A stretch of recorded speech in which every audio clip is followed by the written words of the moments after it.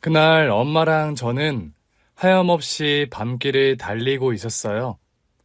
엄마는 서툰 운전 솜씨로 하나 남아있던 아빠의 용달을 타고 미친 듯이 엑셀을 밟으셨죠. 저는 두려운 마음에 안전벨트를 두 손으로 꽉 쥐고 있었어요. 이마에서는 식은땀이 흐르고 있었어요. 운전하는 엄마를 보는데 엄마는 이를 꽉 문 채 입술에서 피가 나는 줄도 모르고 계셨죠. 그래서 저도 아무 말 못했어요. 그때 저는 초등학교에 들어가기 직전이었는데 그렇게 달려서 도착한 곳은 난생 처음 보는 동네의 허름한 폐가였어요. 엄마, 여기가 어디야? 이제 우리 둘이 살 집. 아빠는? 아빠는 좋은 데 가셨을 거야. 아빠가 어딜 갔는데? 그때 저는 아빠가 돌아가셨다는 사실을 몰랐어요. 엄마가 왜 자는 저를 깨워서 우리가 살던 집에서 도망치듯 야반도주를 했는지도 몰랐고요. 이사한 곳에서 초등학교에 들어갔어요. 어차피 처음으로 학교에 가는 상황이었다 보니 저는 특별히 더 힘든 건 몰랐던 것 같아요. 물론 다 무너져가는 폐가가 우리 집이 된 건 적응되지 않았죠. 그러나 시간이 가면서 엄마는 그 집을 사람이 살만한 집으로 바꾸어 가셨어요. 엄마는 종일 일하면서도 시간이 날 때마다 벽면에 핀 곰팡이를 수세미로 벅벅 닦으셨고 페인트를 사와 집을 새로 칠하기도 하셨어요. 저도 그 옆에서 작은 붓을 들고 엄마를 도왔는데 그 시간이 가장 좋았던 기억이 나요. 엄마랑 유일하게 같이 놀 수 있는 시간이라 더 그랬을 거예요. 그러나 그 좋은 시간도 오래가지 않았어요. 비로소 집에 좀 집다워지고 꽃 화분도 한두 개 생긴 어느 날이었죠. 학교에서 돌아왔는데 웬 아저씨들이 엄마를 둘러싸고 있었어요. 엄마는 그 아저씨들 앞에서 무릎을 꿇고 싹싹 빌고 계셨죠. 정말이에요. 나는 몰랐던 일이라고요. 그래서 아줌마는 아무 책임이 없다 이거야? 아줌마 남편이 쓴 돈이잖아. 이제는 세상에도 없는 사람이에요. 내가 왜 책임져야 돼요? 그러면 왜 도망쳤는데? 그렇게 당당하면 도망치지나 말던가. 누가 도망을 쳤다고 이래요? 나는 그냥 남편도 이제 없으니까 우리 아들이랑. 그때 짝 하는 소리와 함께 엄마가 저 앞으로 날아갔어요. 저는 놀라서 엄마에게 달려갔어요. 엄마! 엄마를 일으켜 세웠는데 엄마 얼굴에 새빨간 자국이 나 있더라고요. 놀라서 눈물이 나려는데 엄마가 놀란 얼굴로 저를 거칠게 밀어냈어요. 넌 누구니? 집을 잘못 찾아온 것 같다. 당장 네 집으로 가! 엄마. 그런데 엄마가 미세하게 고개를 젓는 겁니다. 아무 말도 하지 말라는 듯이 말이죠. 우리 집에서 당장 나가! 엄마는 제 뒷덜미를 잡아 집 밖으로 던졌고 바로 대문을 닫아버렸어요. 바닥에 쓸린 손바닥과 무릎에서 피가 나고 있었어요. 울면서 일어나긴 했는데 어디로 가야 할지를 모르겠더라고요. 그때였어요. 저 앞 중국집 아저씨가 이리 오라는 듯 손짓을 하시더라고요. 울면서 걸어가니 아저씨가 저를 보며 한숨을 내쉬었어요. 들어와. 아저씨는 저더러 식탁에 앉으라더니 짜장면을 한 그릇 말아주셨어요. 먹어. 돈 없는데요. 없겠지. 네 엄마도 저 고생 중인데. 일단 먹어. 엄마 나오면 내가 여기 있다고 알려줄게. 너무 많이 운 탓에 계속 코를 훌쩍이며 짜장면을 먹었어요. 근데 짜장면이 너무 맛있어서 결국엔 눈물도 쏙 들어가더라고요. 그렇게 짜장면을 먹고 있었더니 엄마가 가게 문을 열고 들어왔어요. 감사합니다. 엄마가 연신 사장님께 인사를 하더라고요. 엄마의 머리는 한껏 헝클어져 있었고 눈에는 멍도 들고 입 주변도 다 터져 있었어요. 그런데도 제 손바닥과 무릎이 까진 걸 보시고는 막 우시더라고요. 엄마가 미안해. 미안해. 엄마, 아까 그 아저씨들 누구야? 넌 몰라도 되는 사람들이야. 우리 이사 가야 할 것 같아. 얼른 가서 짐 챙기자. 엄마랑 저는 그 길로 또다시 이사를 갔어요. 그 후로도 시커먼 아저씨들이 찾아올 때마다 몇 번이고 이사를 갔죠. 좀 더 커서야 알았어요. 아빠가 큰 빚을 지고 도망치다가 돌아가셨고 그 빚이 우리 모자의 몫이 됐다는 것을요. 문제는 제가 고등학교에 올라가기 직전 엄마가 희귀병 진단까지 받으셨다는 거예요. 그때부터는 무턱대고 도망치며 살 수 없게 됐어요. 엄마 건강이 아주 안 좋아지셨거든요. 저는 고등학교 진학을 포기한 뒤 중국집에서 일하기 시작했어요. 짜장면 만들고 싶다고 무턱대고 들어갔었는데 사장님이 처음엔 듣는 척도 안 하시더라고요. 그래도 한 달 가까이 무작정 가서 청소도 하고 배달도 대신 나가고 했더니 사장님이 제 정성을 좋게 봐주셨어요. 덕분에 배달 일을 하게 됐죠.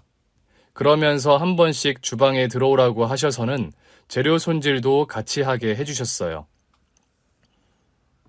넌 왜 짜장면이 만들고 싶냐?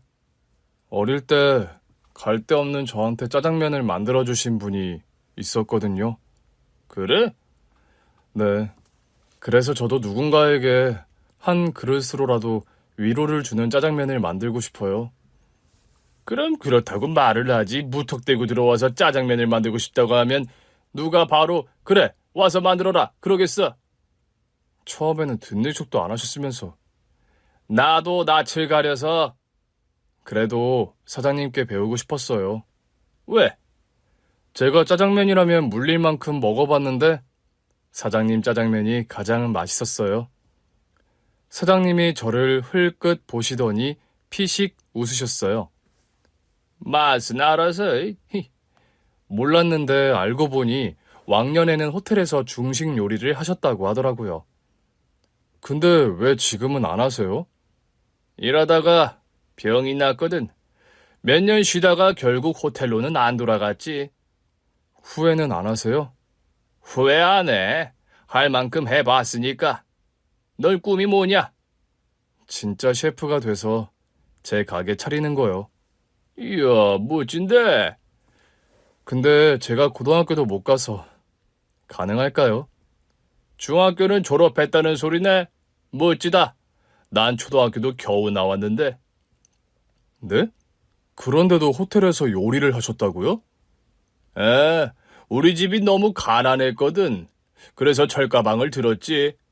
그러다 가게에서 주방 보조도 하고 요리도 하다가 제안을 받았어. 자기네 호텔에 와서 요리 한번 해보지 않겠냐고. 그 사람도 꼭 너처럼 말했어. 지금껏 먹어본 짜장면 중에 내 짜장면이 가장 맛있다고 하더라. 와, 역시 저만 그렇게 느낀 게 아니었네요. 그러니까 넌 운 좋은 줄 알아. 나한테 짜장면을 배우게 됐으니까.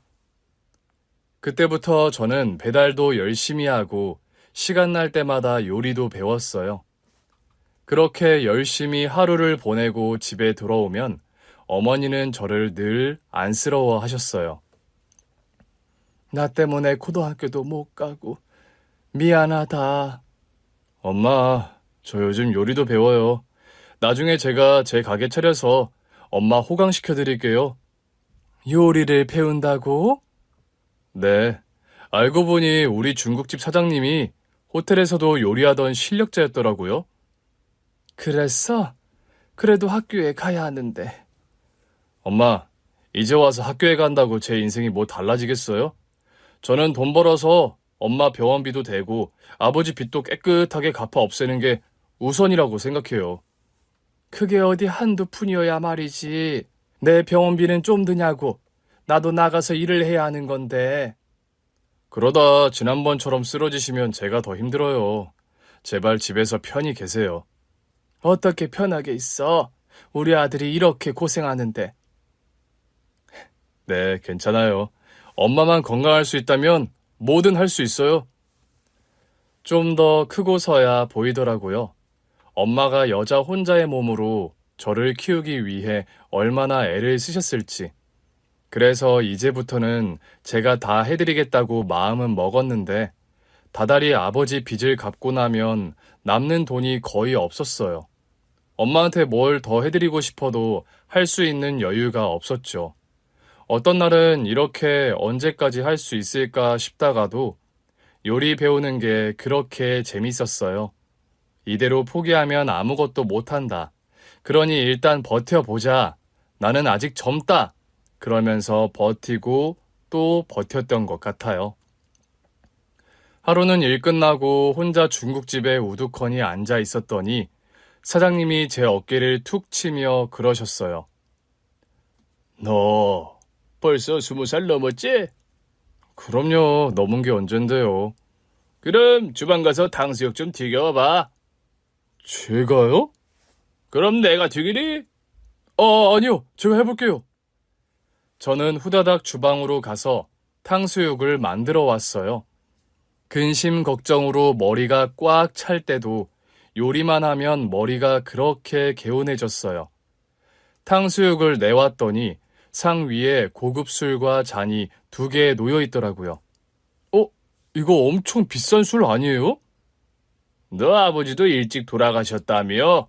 술 가르쳐줄 사람도 없을 것 같은데 내가 가르쳐야지. 사장님이요? 왜? 싫어? 아니요, 그런 건 아닌데 이건 너무 비싼 거 아니에요? 네가 만든 탕수육이 이 비싼 술이랑 어울리나 한번 보자. 그러면서 젓가락을 딱 드시는데 갑자기 떨리기 시작했어요. 가슴이 두근두근한 채 사장님의 입만 쳐다보고 있었죠. 사장님이 제가 만든 탕수육을 한 입 드시는데 저는 마른 침만 꼴깍 삼켰어요. 사장님이 따르라는 듯 잔을 흔들어 보이시더라고요. 저는 냉큼 2손으로 술잔을 채워드렸어요. 한 모금 드시더니 고개를 끄덕이시더라고요. 야, 이제 네가 탕수육은 다 만들어도 되겠다. 진짜요? 그러고 보니 지난번에 짜장면도 합격이었잖아. 이러다 날 넘어서겠어? 정말이에요? 저 늘었어요? 당연히 늘지. 누구한테 배웠는데. 그리고 네가 좀 성실해? 그러면서 제 잔에도 술을 따라주시더라고요. 마셔봐. 진짜 마셔도 돼요? 너무 좋은 건데. 좋은 거니까 너랑 나눠 마시지. 내가 이 좋은 걸 누구랑 나눠 마시겠어? 사모님은요? 사모님한테는 걸리면 큰일 나. 너 비밀로 해야 한다. 사장님이 주신 술을 한 모금 마시는데 진짜 온몸이 다 찌릿찌릿하더라고요. 와, 이거 엄청 세네요. 당연하지. 오늘은 인생 처음 취한 기념으로 푹 자.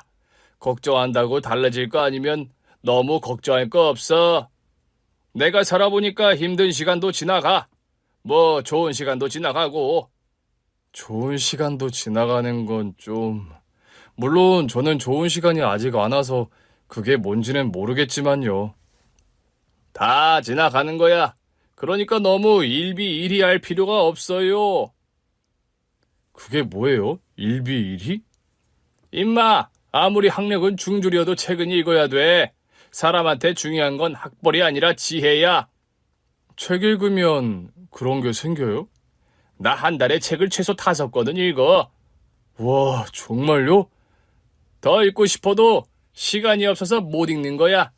저기 계산대 옆에 꽂힌 책이 있지? 저 책이 다 사장님이 읽으신 책이에요? 저는 장신용인 줄 알았어요. 너도 읽어. 시간 날 때마다. 그러면 일비일이가 뭔지도 알게 될 거다. 물론 그건 검색만 해도 나오더라고요. 일비일희. 사람의 마음이 기쁘기도 하고 슬프기도 한 걸 말하는 사자성어더라고요. 그날부터는 그 말을 가슴에 새겼어요. 뭐 하나에 기뻐했다가 슬퍼했다가 하지 말고 저 앞을 보면서 꿋꿋하게 걸어가기로요. 사장님 말씀대로 책도 읽기 시작했어요. 그랬더니 신기하게도 상황은 달라진 게 없는데 요동치던 마음은 좀 잠잠해지더라고요. 그러던 어느 날이었죠. 가게를 보고 있는데 전화 한 통이 왔어요. 제가 배가 많이 고픈데 왜 상태일까요?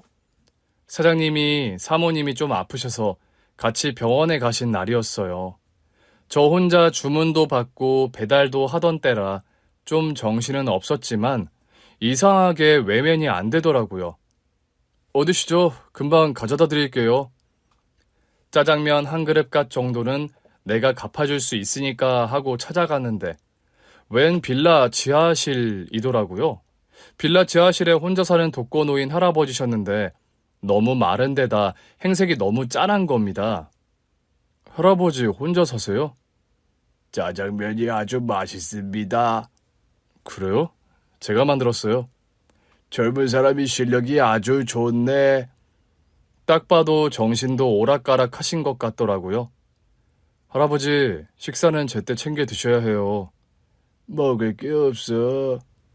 그래 보이긴 한데. 아픈 엄마 때문에 고등학교도 못 가고 짜장면 배달을 하던 제 처지보다 더 불쌍해 보이는 사람은 그때 처음 본 것 같아요. 마음이 아파서 다음 날도 그 다음 날도 맛있는 요리를 해서 가져다 드렸어요. 그랬더니 정말 좋아하시더라고요. 자네, 음식 솜씨가 정말 훌륭해. 입맛이 돌아. 그래요? 맛있게 드세요. 난 지금 돈이 없는데. 걱정 말고 드세요. 제가 사장님께 말씀드렸더니 천천히 갚으시래요. 고마워요, 청년. 그렇게 매일 다른 요리를 해서 가져다 드리던 어느 날이었어요. 가게로 의문의 전화가 걸려오더라고요. 저기 회장님이 보자고 하시네요. 운전기사 보냅니다. 갑자기 운전기사를 보내겠다기에 도대체 누구시냐고 물으려고 했는데 또 바로 전화가 끊기는 겁니다. 이게 무슨 일인가 싶더라고요. 그리고 1시간도 지나지 않아 정말 중국집 앞으로 차가 도착했어요. 사장님이 보시더니 입을 못 다무시더라고요. 이거 엄청 비싼 차인데. 그래요? 일단 가봐. 우리 엄마랑 저 찾아다니는 이상한 아저씨들이면 어떡해요? 야, 넌 그 빚쟁이들한테 그렇게 시달리고도 모르겠어? 그 사람들이면 불시에 들이닥쳤겠지. 친절하게 전화까지 해서 운전기사를 보내겠다 하겠냐? 아, 불안한데. 인생에 보통 좋은 일보다 안 좋은 일이 많았던지라 불안했어요. 그런데도 기사가 타라고 뒷문을 열어주는데 계속 기다리게만 할 수도 없더라고요. 결국 에라 모르겠다라는 심정으로 차에 탔어요. 놀랍게도 차가 도착한 곳은 어느 저택 앞이었습니다. 여기가 어딘가요? 비서통에 연락받으신 회장님 댁입니다. 저는 그런 회장님을 전혀 모르는데요. 일단 들어가 보시죠.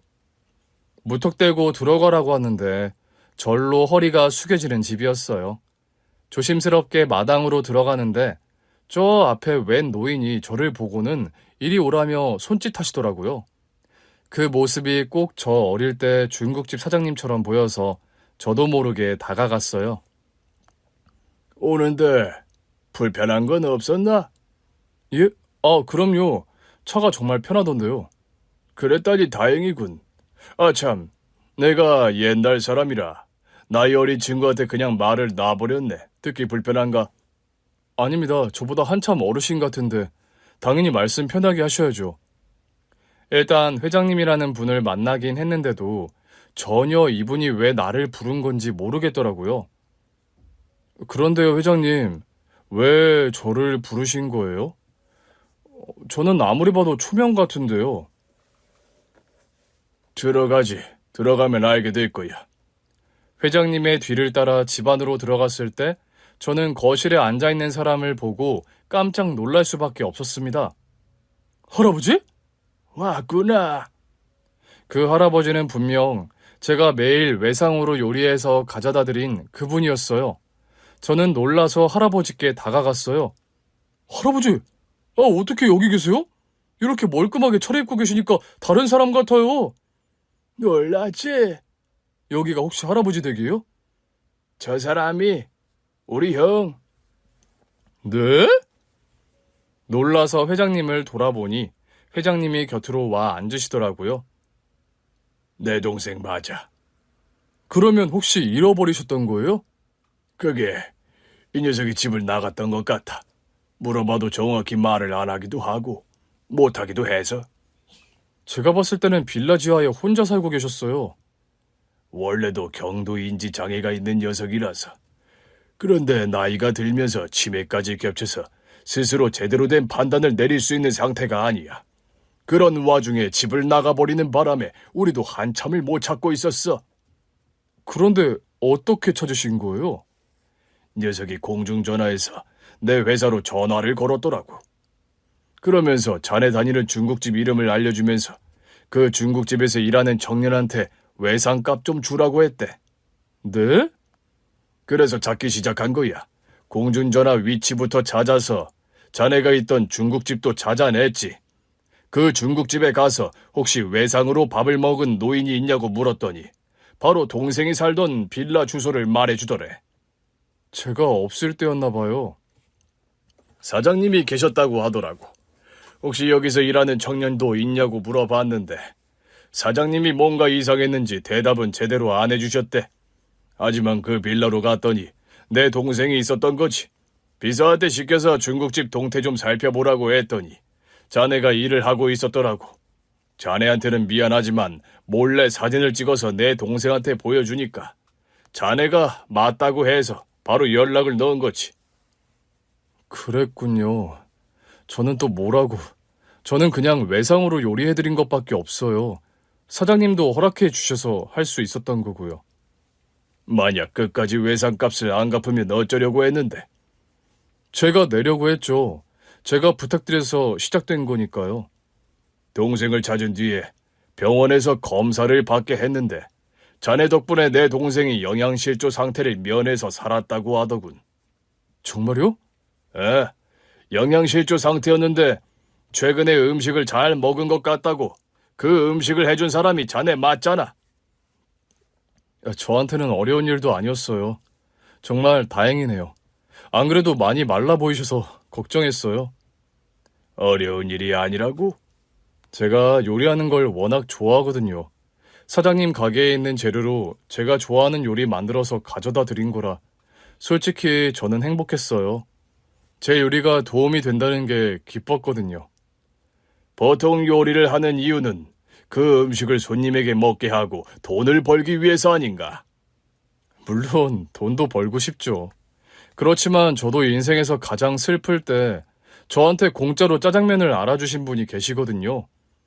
그때 정말 엉엉 울고 있었는데 그 짜장면을 먹고 눈물이 쏙 들어가더라고요. 그때 결심했죠.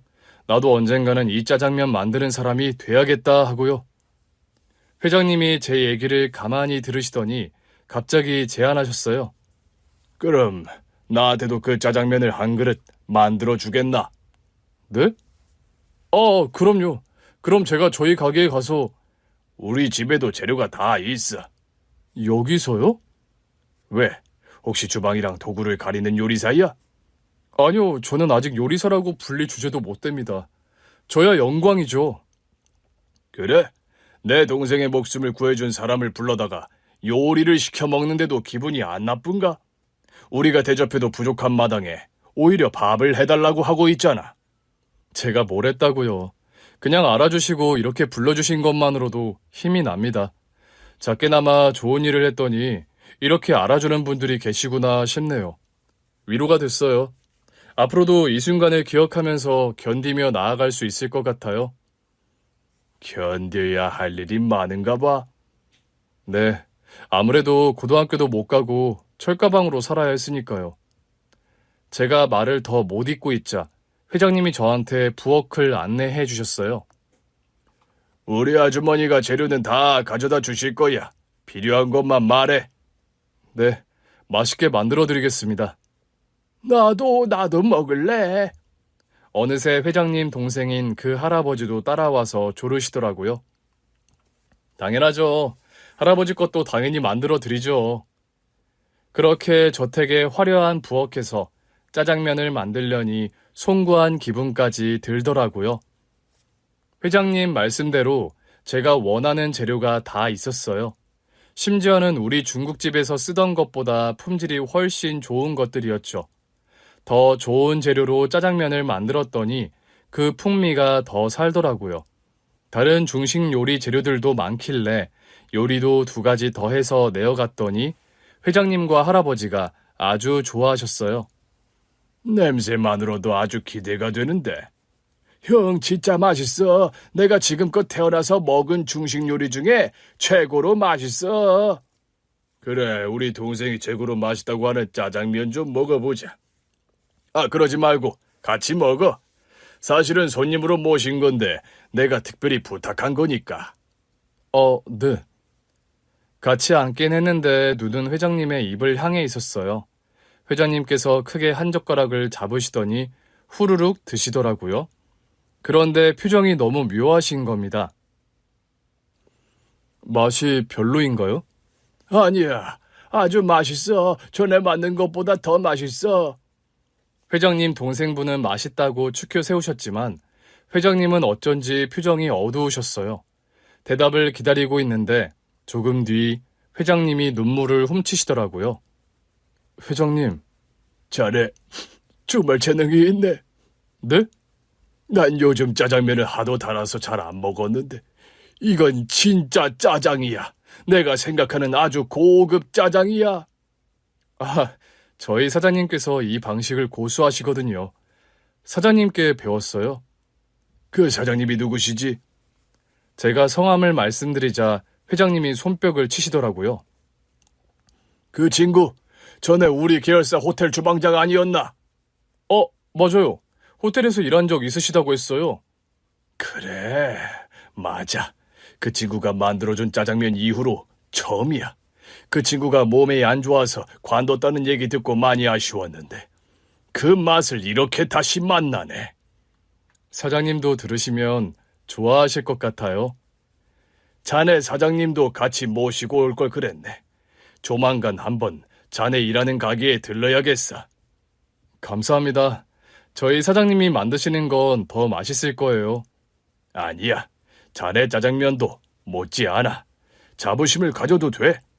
근데 자네는 왜 계속 그 가게에 있었지? 이 정도 실력이면 좀 더 큰 데로 옮겨서 실력을 쌓아도 됐을 텐데. 아, 그게 제가 어딘가에 취업하기엔 좀... 그게 무슨 소리야? 이미 취업해서 일하고 있는 거 아닌가? 제가 아직 빚을 갚고 있어서 큰 데로 가면 그 사람들이 찾아올 수도 있고 문제가 커질 수도 있어서요. 젊은 사람이 웬 빚? 제가 진 빚은 아니고요. 돌아가신 아버지가 사채를 쓰셨던 것 같아요. 그 빚을 감당 못하셔서 돌아가셨고요. 뭐? 그래서 지금도 그 빚은 제가 갚고 있는데 어머니도 아프셔서 늘 빠듯하게 지내요. 하지만 요리할 때만큼은 모든 게 다 잊히더라고요.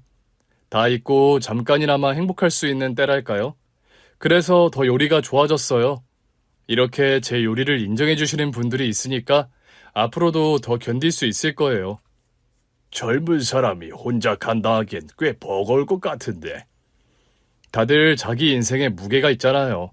저한테는 이만큼이 주어진 데 이유가 있겠죠. 전에 생각이 참 성숙하구만. 저희 사장님이 학교는 중졸이어도 책을 읽어야 인생의 마구잡이로 오는 이들에 너무 일비일비하지 않게 된다고 가르쳐 주셨어요. 그래서 책을 읽고 있나? 네, 시간 날 때마다 읽고 있어요. 그 전까지만 해도 불쑥불쑥 포기하고 싶던 때가 많았는데 지금은 훨씬 견딜만 해요. 그렇다면 자네가 내 동생한테 준 요리는 절대 쉬운 일이 아니었구만. 자네처럼 삶이 쪼들리는 젊은이가 남에게 배려할 수 있다는 건 보통 사람보다 마음이 훨씬 큰 사람인 거야. 저도 받은 도움이 있으니까요. 어릴 때는 엄마가 저를 지켜주셨고 크면서는 지금 중국집 사장님 만나서 돈도 벌고 요리도 배우고 있고요. 감사할 줄 아는 사람이구만. 자네는 뭘 해도 잘 될 거야. 회장님 말씀을 듣는데 갑자기 울컥했어요. 정말 감사합니다. 저 진짜 용기가 나요. 내가 이렇게 말해주는 이유는 말이야. 자네가 날 만나지 않았어도 자네는 분명 잘 됐을 사람이라는 얘기를 해주고 싶어서야. 네? 아, 네, 정말 감사합니다. 그때는 그 말씀이 무슨 뜻인지 잘 몰랐어요. 회장님은 남은 짜장면을 남김없이 드셨어요. 배가 불러서 남은 요리는 다 못 먹겠다며 일하는 분들도 먹어보라고 하셨죠. 그 댁에서 일하던 가정부 아주머니도 정말 맛있다고 칭찬을 해주시더라고요. 다음날 중국집에 가서 사장님께 모든 이야기를 들려드렸더니 사장님도 깜짝 놀라셨어요. 그분이라면 내가 그 계열사 호텔에 있을 때는 사장님이셨어. 사장님도 기억하시네요. 기억하단 마다 내 짜장면을 정말 좋아하셔서 내가 오실 때마다 만들어드린 기억이 나. 회장님께서 조만간 가게에 오시겠다고 하셨어요. 오랜만에 사장님 짜장면도 맛보고 싶으시다면서요. 감회가 참 새롭다. 어떻게 그 외상하던 할아버지가 회장님 동생일 수 있지? 그러니까요. 진짜 신기하더라고요. 아, 이거 외상값이요. 회장님이 넉넉히 넣으셨다고 주셨어요. 봉투채 드렸더니 사장님이 보시고 깜짝 놀라시더라고요. 야, 이건 너무 많은데? 넉넉하게 주신다고는 하셨는데 얼만데요? 봉투 안을 본 저도 깜짝 놀랄 수밖에 없었어요. 이건 진짜 너무하게 많네요. 이거 뭐 잘못 넣으신 거 아니야? 그때였어요. 잘못 넣은 거 아니야. 중국집 문을 열고 회장님이 들어오셨어요. 사장님은 보자마자 알아보시고는 달려가시더라고요. 회장님! 그때는 나한테 사장님하고 불렀는데 이제는 내가 사장님이라고 불러야겠네. 아유, 사장은요 무슨 그냥 작은 구멍가게 운영하고 있다고 보시면 됩니다. 아무리 몸이 아팠어도 그렇지. 어쩌다 이렇게 변두리 동네로 오게 된 거야. 몸 때문에 무리해서 일할 수가 없는 상황이라 차라리 사람이 적은 데로 가서 동네 장사나 하자 싶더라고요. 아내가 살던 동네예요. 아이고, 내가 말실수했네. 전에 부인 연고지인지도 모르고 변두리 동네라고 했으니. 변두리 동네 맞죠 뭐. 그나저나 회장님, 동생분 외상값으로 주신 짜장면 값이 너무 많습니다. 1억이던데요. 맞아, 내가 그렇게 넣었어. 네? 자네가 가게를 차린 줄 알았으면 진즉에 줬을 돈이야. 받아. 이제라도 개업 축하금 겸 보낸 거니까. 회장님. 그리고 내가 자네 직원을 좀 빼갈 예정이라서 미리 양해도 구하는 거야. 네? 자네 직원 말이야. 내가 우리 호텔에서 좀 가르쳐 볼까 하는데. 정말이세요? 아이, 그러면 정말 좋죠. 근데 저 녀석이 고민이 있어서 가려고 할지는 모르겠어요. 그러면서 두 분이 저를 보시는데 저는 뭐라 대답할 수 없었어요. 회장님, 제가 어제 말씀드렸다시피 그 빚 내가 갚아줄게. 네? 아닙니다. 저희 아버지가 지신 빚을 왜 회장님께서 갚아주세요? 절대 안 됩니다. 내가 평생 짜장면으로 부려먹을 요리사 하나 찾은 것 같아서 그래. 자네 사장님은 이제 건강도 챙기며 일해야 할 테니까 자네가 좀 해줘야겠어. 그러니까 공짜 아니야. 내 동생 살려준 값에 우리 형제 짜장면을 평생 책임지는 대가로 받는다고 생각해. 그렇게 생각하면 별것도 아닐걸? 우리 형제 입맛이 얼마나 까다로운데. 회장님은 하루가 멀다고 눈덩이처럼 불어나고 있던 우리 아버지 빚을 한 번에 갚아주셨어요. 차용증을 돌려받던 날 얼마나 울었는지 몰라요. 엄마한테 보여드렸더니 엄마도 펑펑 우시더라고요. 이걸 그 회장님이 갚아주셨다고? 네, 우리 이제 빚 없어요. 세상에 이런 날이 다 오네. 매일매일 이자가 붙으니까 나는 너더러 어떻게든 도망치라고 하고 싶었거든. 우리 형편으로는 절대 평생 못 갚을 돈 같았으니까. 그런데 어떻게 이렇게 한 번에 해결이 되니? 이것만이 아니에요. 저를 계열사 호텔 주방에도 취업시켜주셨어요. 세상에. 그러니까 엄마. 저는 그쯤에서 엄마에게도 폭탄 선언을 해야 했습니다. 엄마 이제 짐 싸세요. 아들 갑자기 그게 무슨 말이야? 엄마 이제 이 집에서 못 사세요. 엄마가 놀란 표정으로 저를 보셨어요. 아들아, 너 설마 엄마 쫓아내는 거야? 이제 너는 호텔 주방에서 일하고 빚도 없으니까 엄마랑 따로 살고 싶어졌어? 엄마 병수발 하느라 지쳤구나. 엄마, 일단 짐부터 챙기세요. 아들, 네가 그렇게 원한다면 엄마는 나갈 수 있어. 그렇긴 한데 이 밤중에 어딜 가라는 거야. 나는 네 앞길 막는 엄마는 절대 안 될 거지만 일단 날은 밝아야 나가지. 엄마, 몇 시간 뒤에 비행기 타실 거예요. 뭐? 아니, 나더러 외국에 나가라고? 네, 아들, 아무리 엄마랑 따로 살고 싶어도 엄마더러 외국으로 나가라니. 내가 날 박는 대로 알아서 나갈게. 너 지금껏 할 만큼 한 거 나도 알아. 이제부터는 내 앞가림은 내가 할게. 그러니까 오늘 밤만 일단 지나서. 엄마, 치료받으러 가셔야 해요. 엄마 병은 치료가 빠를수록 좋대요. 그래서 회장님께서 엄마랑 바로 준비해서 오라고 하셨어요. 갑자기 그게 무슨 소리야?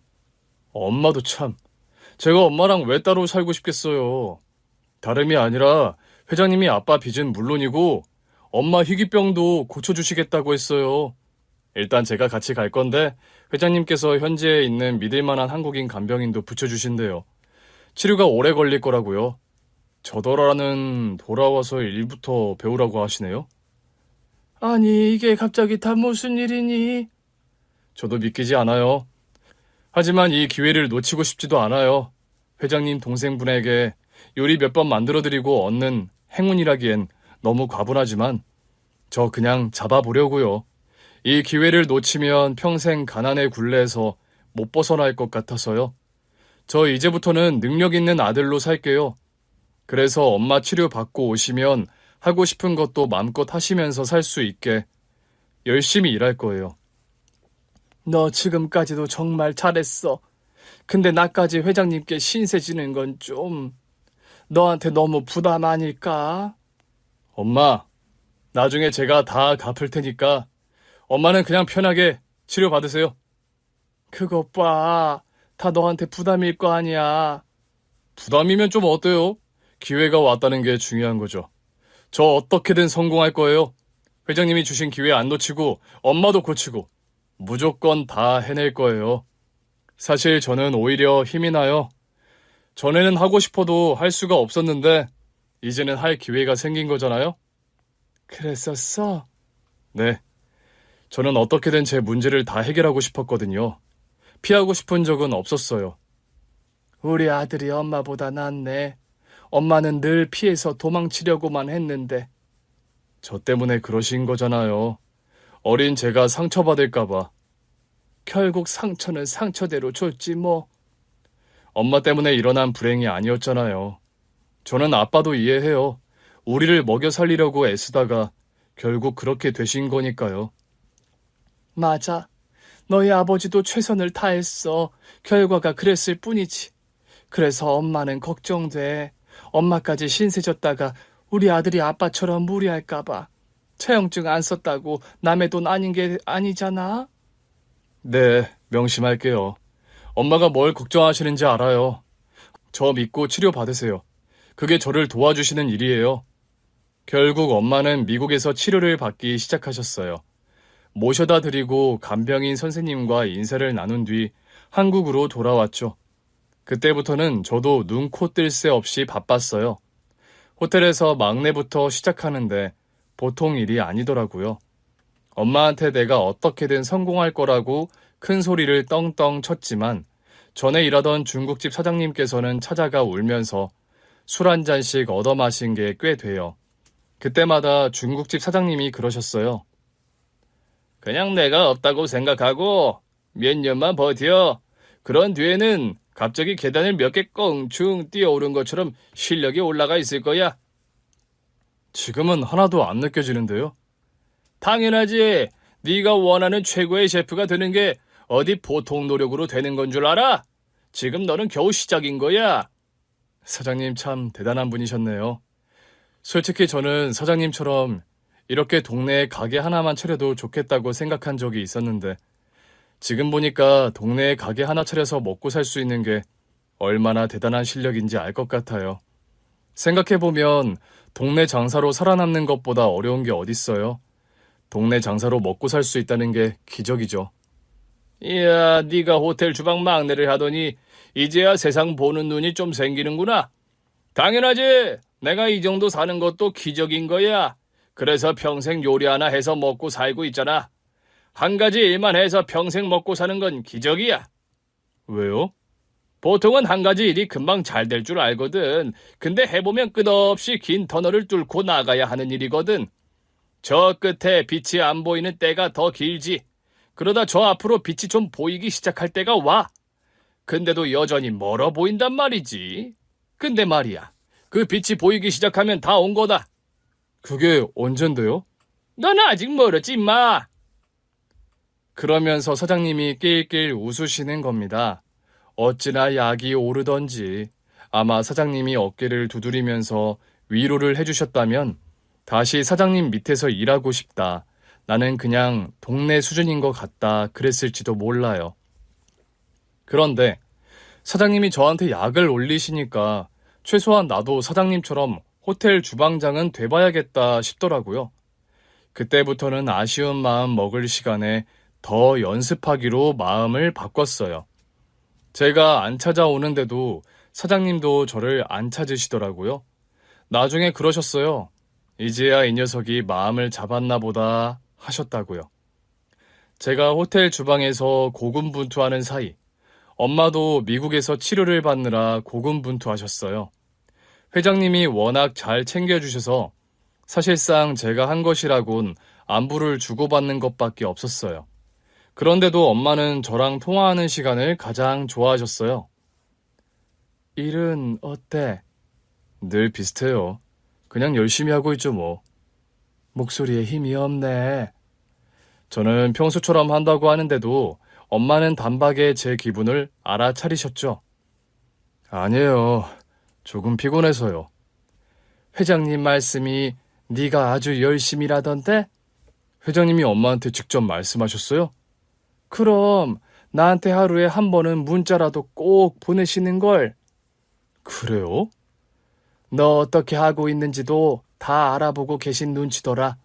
너도 한 번씩 안부 연락이라도 드려. 드리고 있긴 한데 답을 잘 안 하시더라고요. 이상하네. 내가 보내놓으면 몇 시간 안에 꼬박꼬박 답을 주시던데. 엄마 말씀을 듣고 나니 살짝 불안하더라고요. 제가 힘들어서 관두고 싶어 했던 때도 눈치를 채셨던 건가 싶고, 그래서 내 연락은 안 받아주시나 싶기도 했고요. 그래서 오랜만에 회장님께 전화를 걸었어요. 안 받으시면 어쩌나 했는데 전화는 받으시더라고요. 회장님, 무슨 일이야? 저희 어머니 잘 챙겨주고 계신다고 들었습니다. 감사합니다. 내가 약속 하나는 칼같이 지키는 사람이야. 근데 말이지, 자네는 왜 약속을 안 지키나? 순간 심장이 철렁 하더라고요. 혹시 제가 좀 힘들어하고 그랬던 것 때문에 그러시는 거면 저 마음 다시 굳게 먹었고요. 지금 열심히 하고 있습니다. 뭐야, 늘 열심히 하고 있는 줄 알았는데 안 그런 적도 있나 봐? 네? 내가 주방장한테 물어보니 꽤 열심히 한다던데 지각 한 번 없고 다른 직원들보다 늘 늦게 퇴근하고. 그렇긴 한데. 마음이 힘들 때는 누구나 있지. 그런데도 몸을 안 쉬는 게 아무나 할 수 있는 일인 줄 알아? 자네는 자기 자신을 좀 더 믿어야 돼. 지금 얼마나 잘하고 있는지 전혀 모르는 것 같아. 근데 회장님, 왜 제 문자는 답을 안 해주세요? 저희 엄마 말씀이 엄마 문자에는 꼭 답을 주신다고 하더라고요. 자네가 나한테 보내는 문자라는 게 다 안부 연락이잖아. 내가 그걸 받고 행여나 자네한테 그래, 오늘도 열심히 하게. 그러면 자네는 부담일 거 아니야. 또 자네가 나한테 한 번씩 회장님 점심 꼭 챙겨 드시면서 일하십시오 하고 보내는데 내가 밥 먹을 시간도 없이 바쁘다 그러면 자네가 밥 먹다가 얹힐 수도 있는 거고. 네? 저 절대 안 그래요. 내 말은 비유지. 내가 자네한테 무슨 말을 하든 자네는 아직 내가 부담스러울 거 아니야. 내가 자네한테 준 것들을 아직도 부담스러워하고 있으니까. 그래서 나한테 굳이 안 보내도 될 안부 인사도 꼬박꼬박 보내고 있는 거겠지. 내가 답도 안 하는데 말이야. 보통 사람들은 내가 답을 안 하면 어느 정도 하다가 그만 보내기 마련이거든. 가만 보면 자네는 나한테 돈이라도 꾼 사람 같아. 회장님은 제 안에 있는 부담감을 다 읽고 계셨더라고요. 빌린 돈이라 다름없다고 생각합니다. 언젠가는 갚아야 한다고 생각해요. 물론 이대로라면 갚아야 할 수도 있지. 자네가 약속을 안 지키고 있으니까. 아까부터 제가 계속 약속을 안 지킨다고 하시는데 무슨 약속이요? 정말 기억 못하나? 어떻게 그럴 수가 있지? 내 동생이랑 나랑 자네 짜장면을 목이 빠지게 기다리고 있어. 네? 만들어달라고 안 하셨잖아요. 호텔 주방 막내로 눈코 뜰 새 없이 바쁜 사람한테 어떻게 짜장면을 만들어 달라고 하겠어? 자네가 알아서 만들어 준다면 모를까? 그러면 제가 회장님 쉬실 때 가서 만들어 드릴게요. 저는 말씀이 없으셔서 생각도 못하고 있었어요. 언제든 가서 만들 준비는 돼 있습니다. 이것 봐, 또 사무적으로 구네. 내가 자네한테 바라는 건 그런 게 아니야. 그럼 어떤 걸 바라세요? 한 번씩 얼굴 보고 짜장면도 먹고 그러면서 사는 거. 나를 채권자로 보지 말고 그냥 자네가 목숨 구해준 사람 형이라고 생각해. 나는 내가 해줄 수 있는 걸 해준 것뿐이야. 무리해서 뭘 해준 게 아니야. 그런데 자네는 없는 형편에도 내 동생한테 요리를 먹여서 살렸잖아. 나한테는 자네가 내 동생한테 해준 게 훨씬 가치 있어. 내가 해준 건 그저 내 수중에 있는 돈과 인맥 써서 자네한테 약간의 도움을 준 것뿐이야. 지금 보니 저랑 회장님이 아주 비슷한 것 같아요. 우리가? 네, 회장님이 저한테 해주신 건 제 인생을 제2의 인생으로 바꿔주신 일이에요. 그러니 저한테는 어마어마한 일을 해주신 분이시죠. 그런데도 회장님은 별거 아니라고 말씀하시잖아요. 저처럼요. 그냥 내가 할 수 있는 걸 한 건데 그렇게 고마워할 거 없다 그러시잖아요. 또 저처럼요. 회장님께서 막 웃으시더라고요. 그러게. 우리 둘 다 이 정도면 겸손도 병이구만. 그때부터는 저도 마음을 좀 더 편하게 먹기로 했어요. 쉴 때 한 번씩 회장님 댁에 가서 짜장면도 만들어 드렸고요. 그러던 어느 날 회장님 동생분이 돌아가셨어요. 그때도 저는 장례식장을 묵묵히 지켰습니다. 어떻게 보면 저를 회장님과 매개해준 은인이셨는데 생각보다 빨리 돌아가셔서 마음이 아프더라고요. 그 후로는 회장님 댁에 좀 더 자주 들렀어요. 꼭 제 집 드나들듯이 다니면서 짜장면도 자주 만들어드리고 같이 먹으면서 말동무도 해드리고요. 그러자 회장님이 말씀하셨어요. 이제야 네가 나를 좀 편하게 여기는구나. 동생 잃고 맥 빠진 모습이 좀 인간적이야? 그냥 좀 짠해 보여요. 가장 소중한 걸 잃은 사람의 모습 같아서요. 제 말에 회장님이 작게 웃으셨어요. 기분은 묘하네. 부자로 살면서 나를 짠하게 여기는 사람을 거의 본 적이 없거든. 우리 마누라는 종종 내가 짠하다고 했지. 평생 경도 인지장에 있는 동생을 자식처럼 데리고 살았으니까. 요즘도 내가 짠하대. 막상 그 동생 보내고 나니 어째 더 짠하다고 하더라고. 회장님께 할아버지가 어떤 의미였는지 이제 알겠어요. 저는 늘 회장님께서 저한테 너무 많은 걸 해주셨다고 생각했는데 회장님께 할아버지가 자식 같은 의미였다니 이제야 왜 저한테 그렇게까지 많은 도움을 주신 건지 알 것 같아요. 그래. 내가 자세히 말한 적이 없으니 잘 몰랐을 거야. 부잣집 아들로 태어나긴 했는데 바로 아래 동생이 장애가 있다 보니 어머니는 그 후로 자식을 안 낳으셨어. 혹시 또 어떤 자식이 나올지 모른다는 불안감이 있으셨던 거지. 그래서 동생은 내 몫이 돼버린 거야. 특히 어머니가 일찍 돌아가신 후로는 동생에 관련된 건 전부 내 몫이었어. 아버지는 동생한테 관심이 없으셨거든. 관심이 없으셨다고요? 내 동생을 돌연변이처럼 여기셨어. 집안의 장피처럼 여겨서 공식적인 자리에도 절대 못 나오게 하셨고. 그래서였는지 동생은 성인이 된 후로 종종 집을 나갔어. 그때마다 집안이 발칵 뒤집혔지. 아버지는 그냥 두라고 찾지 말라고 하셨고 어머니는 어떻게 그런 말을 할 수 있냐고 아버지한테 화를 내셨지. 회장님께는 할아버지가 짠한 존재였겠네요. 맞아. 그래서 네가 나한테 그렇게 말했을 때 흠칫 놀랐던 것 같다. 내 인생에서 짠한 사람은 내 동생뿐이었거든. 내가 그 짠한 걸 책임지지 않으면 누가 책임지나 싶었고. 아버지 대신 사랑을 주신 거네요.